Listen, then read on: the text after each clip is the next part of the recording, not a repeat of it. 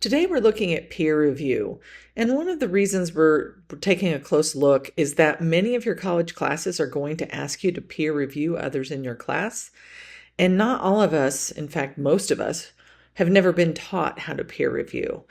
And some of you may intuitively be able to listen to what your instructor says and convert that into a paper and look at the rubric and see where a student might need additional help. And the ultimate goal of a peer review is to help your fellow student get a better grade. You're not being mean, you're not being nitpicky. This is just the way we help you get a better grade. But not everybody intuitively can look at an assignment prompt or a rubric and decide how to peer review. So I'm going to give you an example of what I use for my classes.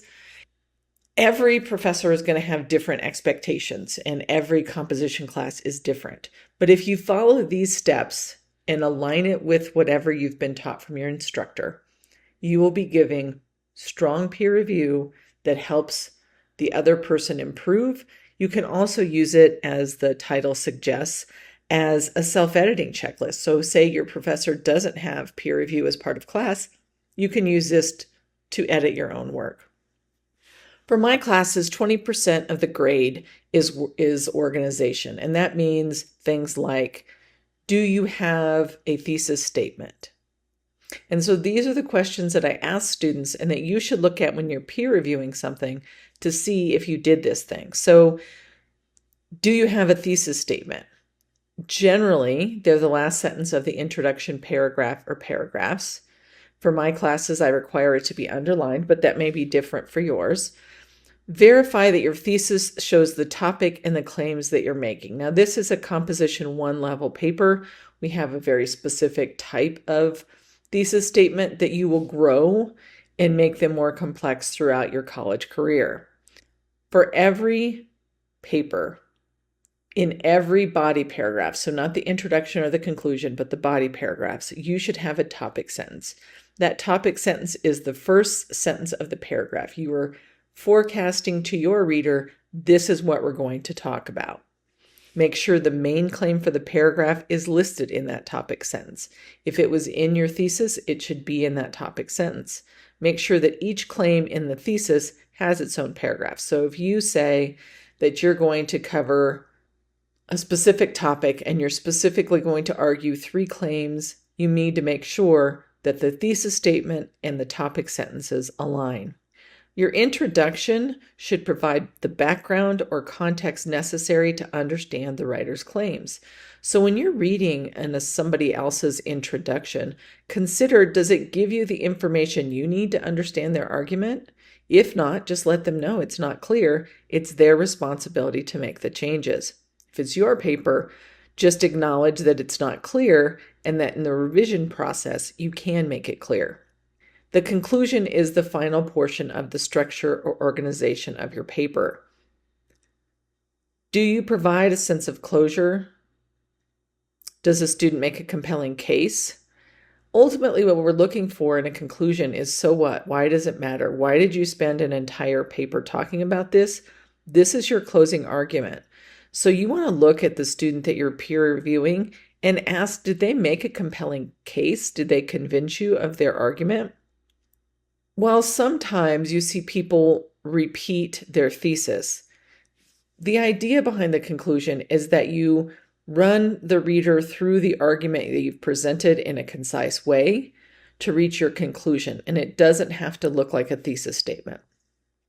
So that's the first part of peer review, is just looking at those elements and saying, did this other student, or did I, if this is a self-edit, do these things with my paper?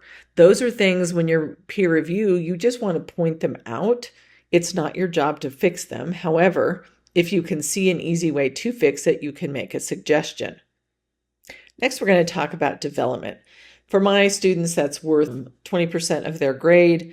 And the idea is you've now established the structure, you have topic sentences. Those topic sentences help tell the reader this is going to be the focus of the sentence, and you want to make sure that everything you include in developing your paragraph goes toward proving the claims that you're making. So remember that your paragraph maintains one focus, and it's the focus you presented in the topic sentence. If you find yourself, or if you see the other student listing several different things that are partially related to, it could be they just need a different topic that's an umbrella over those different examples that they're giving. But make sure that you're not talking about one topic and then you switch and you start talking about something completely random, because then your development is lacking coherency. Does the student demonstrate through examples and illustrations? In other words, you need to provide evidence. Now, this particular checklist was for an argument of definition, which is based on somebody's experience.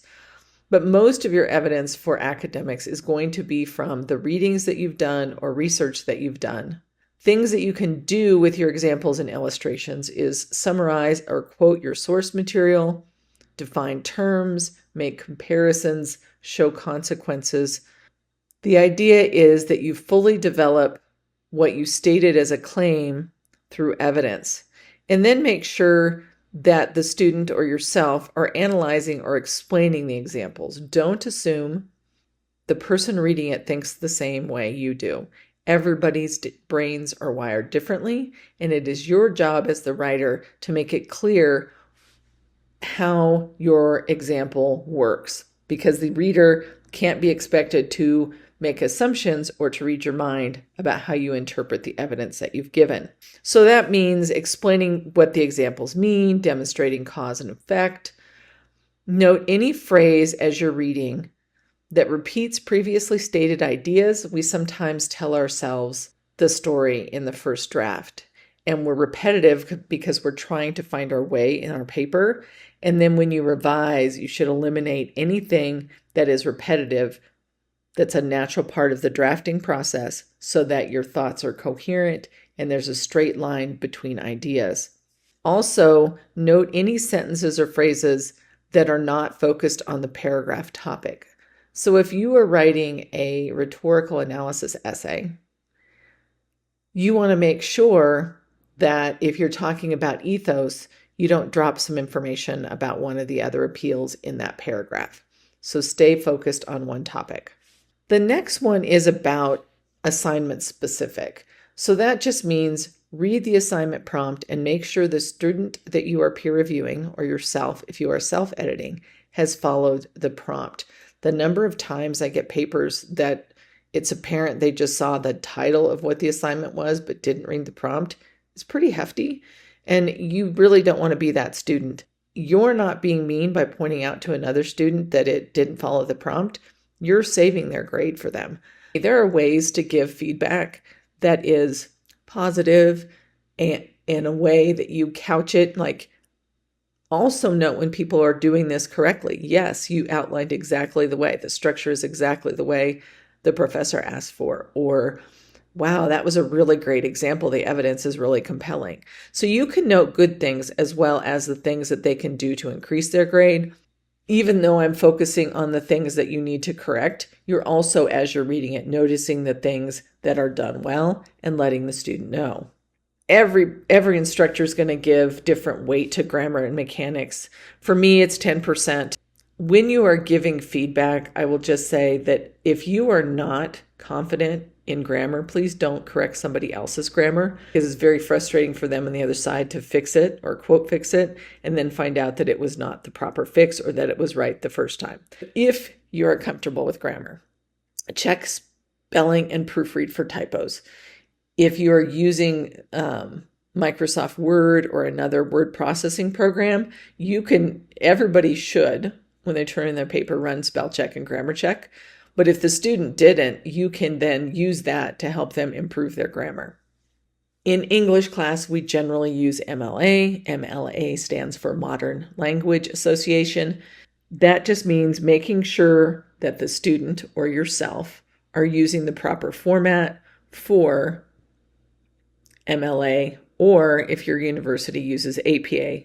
The best place I can tell you to look is your student handbook, if you have one, or using Purdue OWL. These are what's part of MLA and that you could check for. is that the name block appears in the upper left corner. It has their first name and last name, the professor's name, the course number, and the date listed as day, month, year.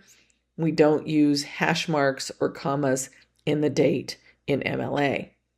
Verify that the paper has 1-inch margins.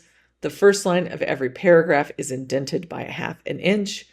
That the header has your last name or the student's last name and page number in the top right. There's nothing fancy. Don't use any of the templates that Microsoft Word gives you because they are not properly formatted. Verify that it's double spaced. Unless the professor tells you otherwise, the entire paper, including the name block and the works cited page, should be double spaced. I require my students to use a consistent font, so they all use Times New Roman 12, but always verify what your instructor requests. And then verify it has a title that is not just summary assignment or rhetorical analysis. There should be some thought put into a creative title and that it is centered on the line after the name block, centered in that line right before the first paragraph. If you have no sources, you would not need a works cited page. But if you're using sources of any kind, if you are quoting data, if you're using quotes or summaries, those sources should show up in your works cited page. All these are designed to do is to make the paper stronger. And the more you learn about writing, the more these things will come easily to you. The first couple times you might want to use this checklist, which I will put in the comments or in the description in YouTube. But ultimately, the goal of peer review is to help your fellow students get a better grade. It helps you to start recognizing things that don't work so you avoid them in your writing. And they also help you recognize things that you know that you're doing well because you're seeing them reflected in someone else's essay. Peer review doesn't have to be a struggle. The idea behind it is that you are learning to think critically about someone else's essay, that you're helping them with their grade, and in the end, everybody benefits when peer review is done nicely and done well. So, good luck.